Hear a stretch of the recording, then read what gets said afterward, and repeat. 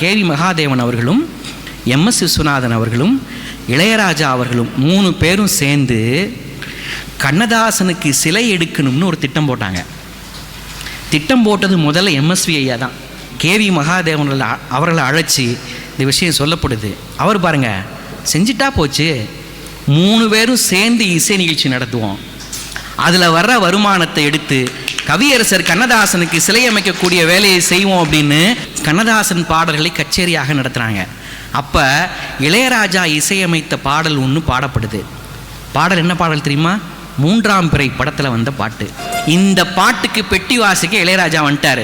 MSV ஐயா இளையராஜா கூப்பிடே, இந்த பாட்டுக்கு நான் வாசிக்கிறேன்டா அப்படின்னு சொல்லி கண்ணே கலைமானேன்னு தொடங்குற இந்த பாட்டுக்கு அவர் பெட்டி வாசிச்சார். இந்த பாட்டுக்கு இடையில ஒரு வரி வரும், ஊமை என்றால் ஒரு வகை அமைதி, ஏழை என்றால் அதில் ஒரு அமைதின்னு.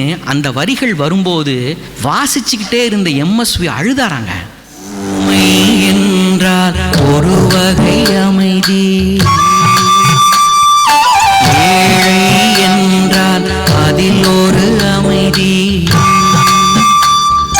நீயோ கிளிப்பேடு பண்பாடும் ஆனந்த குயில் பேடு. எப்படி இசைக்கோர்வை கொடுத்துருக்காரு பாருங்க.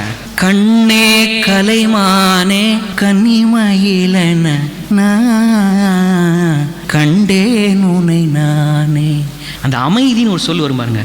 ஊமை என்றால் ஒரு வகை அமைதி. உண்மையா இருக்கும் சார். எப்படி சார் கம்போஸ் பண்ணார் இந்த டியூனை? எப்படி அமைதிங்கிற சொல்ல அங்கே அந்த இடத்துல போட்டார் கண்ணதாசன். எங்க படத்தினுடைய ஒட்டுமொத்த கதையை 2 வரிகளில் கண்ணதாசன் எழுதியிருப்பார் இந்த பாட்டில் தெரியுமா?